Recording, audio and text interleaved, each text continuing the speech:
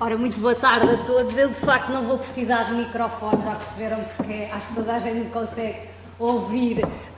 Aqui vai precisar, afinal sim, por isso peço desculpa se de facto ficar muito alto. Boa tarde a todos. Queria começar por cumprimentar todos os presentes, cumprimentar os ilustres membros da mesa com quem tenho o privilégio de partilhar. Voltaram a fazer-me a maldade de falar a seguir ao Sr. Conselheiro Lopes Sousa, que é sempre um nível de exigência muito elevado, e pediram-me para falar sobre o regime de migração de processos. Ora bem, a verdade é que já se falou aqui por diversas vezes do regime de migração de processos, e eu inicialmente tinha pensado em falar apenas na vertente do regime, tal como ele provavelmente será revitalizado à luz do programa de governo. Mas depois lembrei-me de um episódio curioso em que eu e o Dr. Nuno, em novembro, estivemos em Santo Tomé e fomos entrevistados num programa de televisão em que era possível os ouvintes colocarem questões, e nós tivemos 2 horas a falar do regime de arbitragem tributária. E, passado 2 horas, um senhor da Ilha do Príncipe ligou e fez este comentário: olhem lá, vocês estão aí há 2 horas a falar de arbitragem tributária e ainda ninguém disse o que isso é.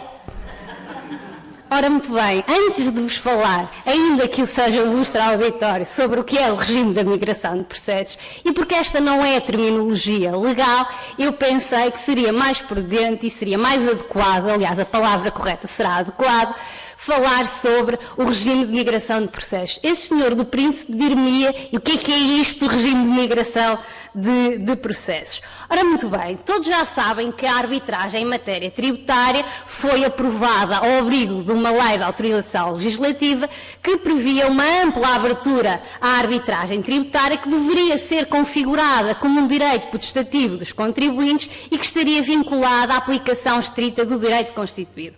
Ao abrigo desta autorização foi então aprovado o Decreto-Lei 10/2011 de 20 de janeiro, que nós tratamos carinhosamente por REJAT, e que entrou em vigor a 25 de janeiro de 2011. Todavia, a verdade é que a efetiva aplicação do regime não se deu logo em janeiro de 2011. Ainda que o regime tenha entrado em vigor, a sua aplicação ficou dependente da aprovação da portaria que vincularia a autoridade tributária e aduaneira à arbitragem em matéria tributária. Isto mesmo ficou previsto no artigo 4º do regime jurídico da arbitragem tributária. E só em março é que se veio a aprovar essa portaria. Todavia, mais uma vez, a entrada em vigor foi deferida para 1 de julho de 2011. Isto para vos dizer que, não obstante o regime ter entrado em vigor em janeiro, a verdade é que ele só se tornou efetivamente aplicável a partir de 1 de julho de 2011. E o objetivo do regime era então promover um reforço da tutela dos direitos e interesses legalmente protegidos dos contribuintes, contribuir para imprimir uma maior celeridade na resolução dos litígios que opunham os contribuintes à administração tributária e aduaneira, e contribuir para reduzir o número das pendências. Para esse efeito, o regime recorreu a uma série de medidas que já foram faladas, de curto e de longo prazo. A primeira, desde logo está expressa no regime, é uma redução efetiva dos prazos que são aplicáveis para a aprovação das decisões. Por outro lado, também se previu expressamente, e é efetivamente aplicada na prática, a atribuição de uma maior autonomia na condução do processo e uma maior informalidade. Para além destas medidas, uma medida emblemática do regime jurídico da arbitragem em matéria tributária é então o artigo 30, que prevê um regime transitório que nós designamos por regime de migração de processos. Então, o que é este regime? A verdade é que este regime, e aqui já estaria a responder à questão do nosso amigo do Príncipe, o que é o regime? O artigo 30 previa que, como medida transitória, uma faculdade dos sujeitos passivos, no prazo de 1 ano após a entrada em vigor do regime, e aqui sublinho a entrada em vigor do REJAT, ou seja, janeiro de 2011, a possibilidade de haver uma migração de processos dos tribunais tributários para os tribunais arbitrais, mas não era uma migração sem qualquer condição. Neste caso, só poderiam ser migrados, ou seja, transitarem dos tribunais tributários para os tribunais arbitrais, aqueles processos em que estivessem em causa pretensões que tivessem por objeto, ponto 1, atos tributários, que se encontrassem pendentes de decisão em primeira instância, há mais de 2 anos. Aqui 2 requisitos, desde logo. Nesse caso, o próprio regime impunha que o Tribunal se constituísse ao abrigo do artigo 6º, número 1 e número 2, a linha A, ou seja, que nestes casos os tribunais tinham que ser sempre, se fosse um coletivo ou um singular, com árbitros designados pelo Conselho Deontológico do CAD.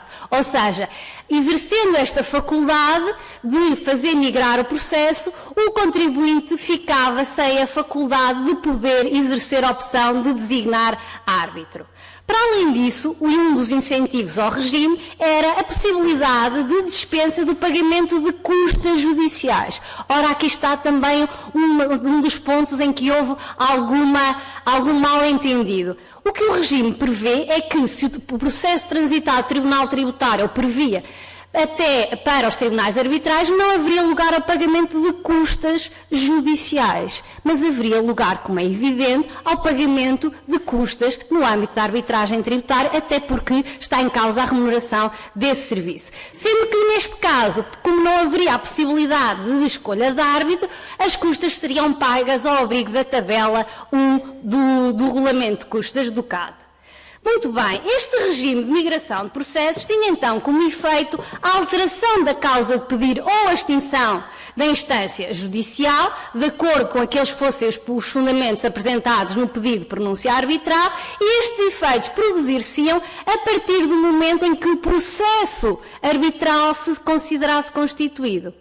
O requerente ou impugnante deveria então promover a alteração da causa de pedir ou a extinção da instância junto ao Tribunal Administrativo e Fiscal, primeira instância, em que o processo estivesse então a correr. E deveria fazê-lo, notem, no prazo de 60 dias, juntando junto do Tribunal Tributário uma cópia do pedido de pronúncia arbitral. Ora bem, à luz deste regime, em face deste regime, que estava prevista no artigo 30 e que deveria vigorar no prazo de um ano após a entrada em vigor do regime, estava previsto idealmente para vigorar durante 365 dias. Todavia, o legislador esqueceu-se que a aplicabilidade do regime ficou dependente da aprovação e da entrada em vigor e aplicação da portaria. Por isso, na prática, o regime só esteve em aplicação durante 209 dias. Isto se nós não descontarmos o facto de ter entrado a portaria em vigor a 1 de julho, logo ali, à beirinha da entrada das férias judiciais de verão, e apanhou também as férias judiciais do Natal. Isto também, se não tivermos em conta outro facto, é que nós estamos a falar, em 2011, de um regime absolutamente inovador, sem paralelo em qualquer ordenamento da mesma família jurídica. Não há, efetivamente, nenhum, e nós já conseguimos comprovar isso através de vários estudos que fizemos até com colegas de outras jurisdições, não existe em país nenhum do mundo um regime de arbitragem em matéria tributária com a amplitude do regime português. Para além disso, era um regime que em 2011 era também relativamente desconhecido. Para além disso, também temos que assumir que haveria uma certa desconfiança, que é natural e que é normal daquilo que é novo e daquilo que de facto é inovador e que não tem termo de comparação. Se somarmos ainda a este facto algumas dificuldades práticas nos poucos processos que nós tivemos, muitas vezes processos mais antigos, sobretudo na área ainda do contencioso tributário, são tramitados em papel. Na arbitragem há uma obrigatoriedade de tramitação eletrónica e para cumprir todos esses requisitos muitas vezes era difícil efetivamente cumprir, só quem efetivamente trabalhou com este regime é que tem noção. Tudo somado, o resultado foram 32 processos entrados na arbitragem tributária ao abrigo do regime da migração. E reparem que a grande maioria, 26, foi no mês de janeiro. Ou seja, a grande maioria dos processos entraram já nos últimos dias. Aliás, posso-vos dizer que no último dia de vigência do regime, nós tivemos no CAD até até à meia-noite e o último processo entrou, seriam 11 e qualquer coisa. Porque, efetivamente, muitas pessoas até só tiveram conhecimento do regime, já ele tinha caducado. No programa do Governo em exercício de funções, numa das medidas que é apresentada para a melhoria da justiça fiscal, está expressamente previsto a adoção de algumas medidas, dentre as quais privilegiar a arbitragem e outros meios alternativos e expeditos de resolução de litígios e aqui, designadamente, promovendo novas possibilidades de migração de processos dos tribunais do Estado para a arbitragem. Não nos é dito, todavia, se estamos perante uma simples renovação de regime, em que se altera apenas o termo final, inicial e final da vigência do regime, sendo ele um regime temporário ou transitório, ou se poderemos evoluir para um regime estrutural de caráter mais permanente. Muito bem, independentemente daquela que for a opção de política legislativa neste âmbito, eu acho que devem ser, pelo menos, revistos 3 pontos essenciais. Desde logo, a identificação do termo inicial da contagem do prazo de pendência, quais são efetivamente os efeitos da migração do processo e os prazos de comunicação à instância tributária. Ora bem, nos termos do artigo 30, número 1, tal como ele como está redigido e que vigorou até 25 de janeiro de 2012, os processos pendentes de decisão só poderia haver migração de processos se o processo estivesse pendente de decisão há mais de 2 anos. Não se identificava concretamente qual era o termo inicial da contagem deste prazo dos 2 anos. Pela uma interpretação literal, diríamos 2 anos e 1 dia era suficiente. Mas qual era o termo inicial de contagem deste prazo de 2 anos? A jurisprudência que se firmou neste âmbito foi que se deveria dar como certo que o termo inicial da contagem deste prazo deveria ser a data da entrada do processo no Tribunal Tributário. Desde logo porque seria de fácil verificação e de comprovação. A minha dúvida neste ponto prende-se com o facto de saber se esta contagem desta pendência, pendentes de decisão, é independente da fase processual em que o processo se encontra.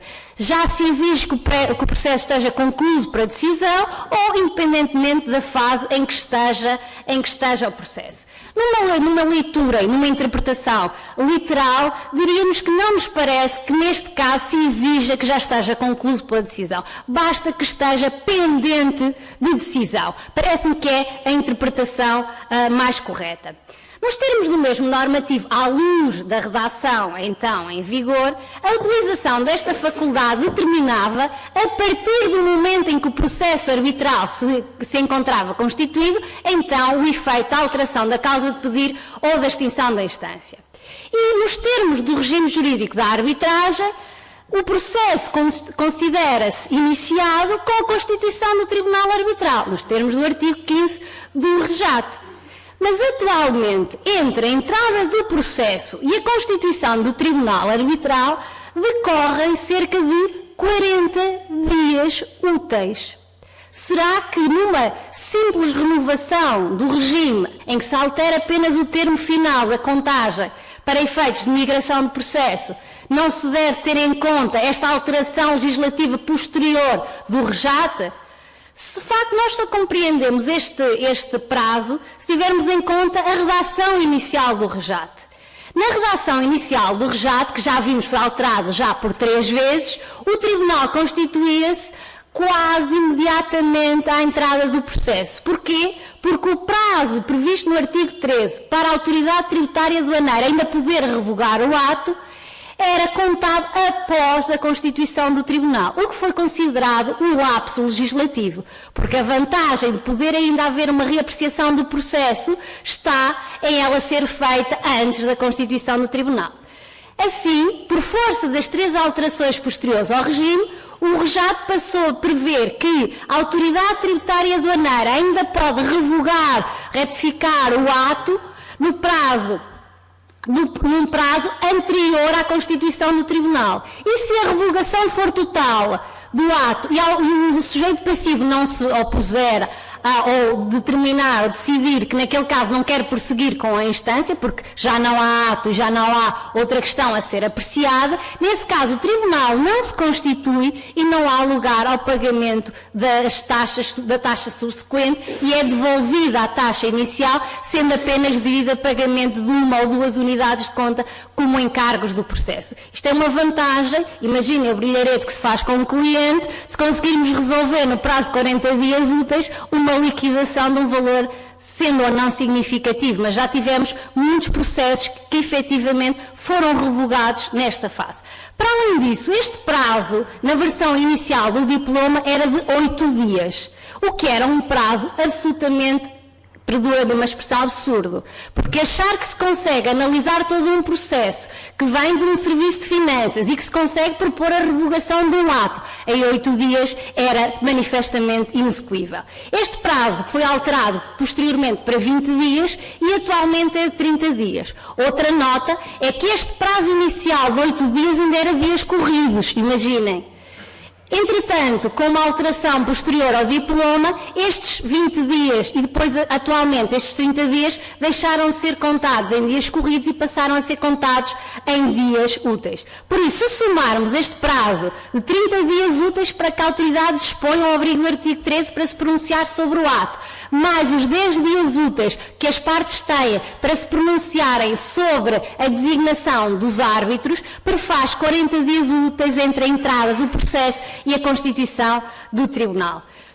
Assim sendo, e a meu ver, neste novo, se houver lugar à previsão do novo período transitório, ou se criar uma possibilidade de migração de processo enquanto instrumento e norma estrutural permanente, este deve ser tido em conta que onde à altura se lia processo, se deve de hora avante ler procedimento, a partir do momento em que o procedimento arbitral se considera constituído, se considera iniciado.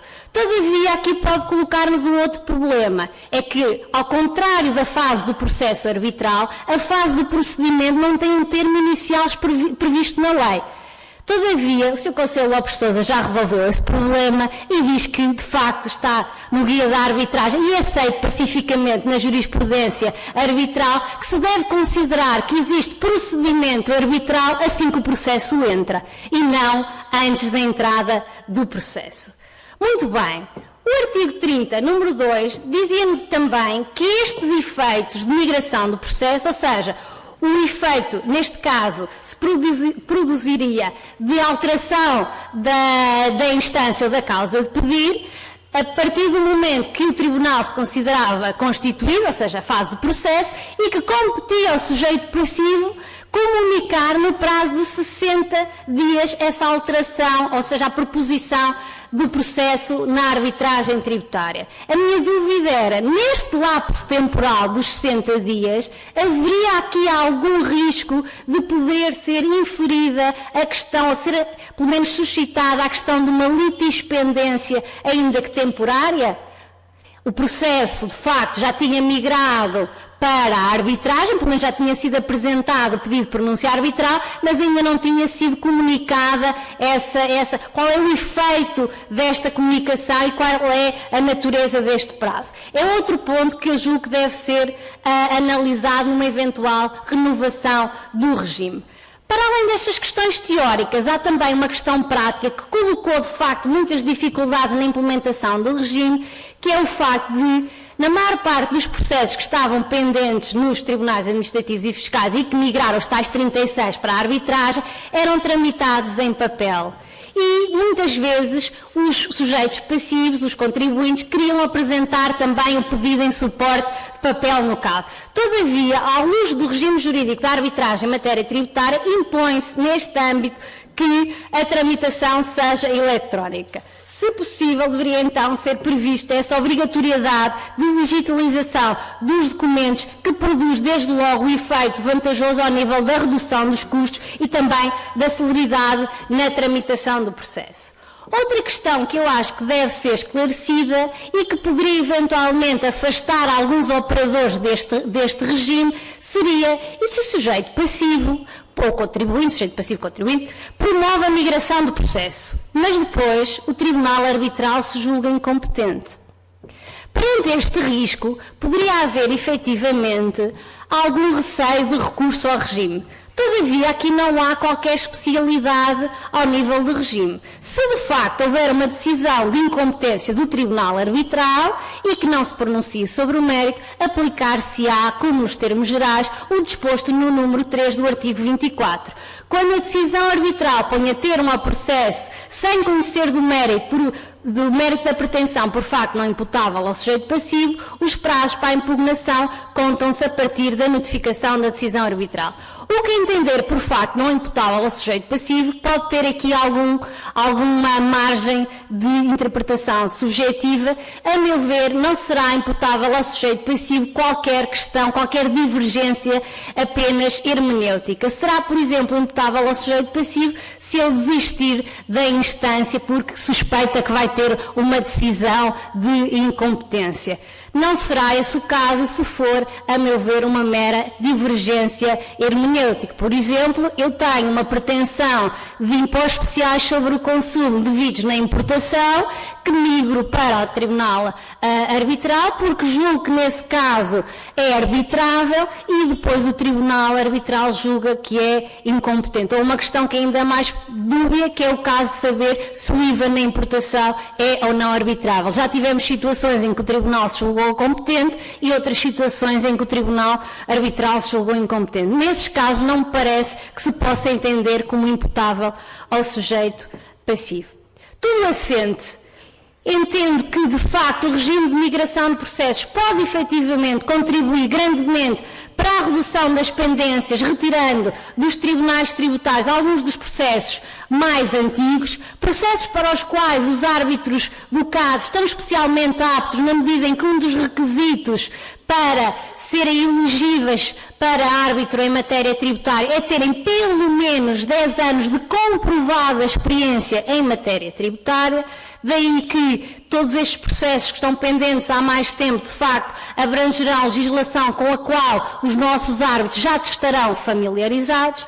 Além disso, também superamos aqueles receios e aquelas dúvidas iniciais. A meu ver, estamos numa fase efetiva de consolidação do regime de arbitragem tributária, que nós temos processos no CAD, desde Bragança ao Algarve, passando pelas ilhas. De facto, já há um conhecimento do regime, para o qual muito contribuiu também a publicação das decisões arbitrais, que é um elemento essencial na confiança do regime, na credibilidade, mas também na transparência. Decisões que são citadas não só pelos tribunais a nível nacional, inclusivamente pelo Tribunal Constitucional, pelo Supremo Tribunal Administrativo, mas que são citadas também a nível internacional, quer no âmbito doutrinário como no âmbito jurisprudencial.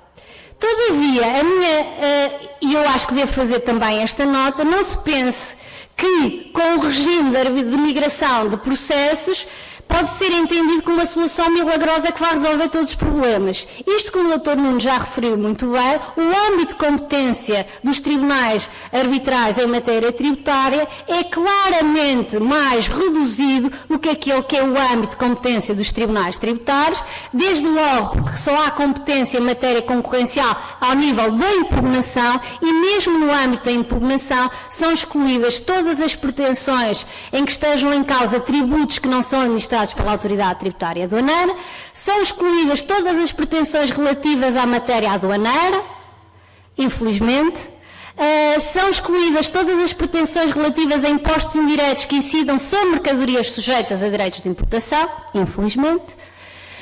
Para além disso, também são excluídas todas as pretensões em que esteja em causa a aplicação de métodos indiretos e também todas as situações em que haja erro na autoliquidação, retenção na fonte ou pagamento por conta que não tenha sido precedido do recurso à via graciosa que seja efetivamente necessário. Em conclusão, de facto, entendo que será uma medida que pode contribuir grandemente para a redução das pendências, entendida, a meu ver, como uma medida estrutural e não como uma medida transitória, mas em que devem ser acautelados os 4 pontos que eu tentei salientar. Muito obrigada pela atenção.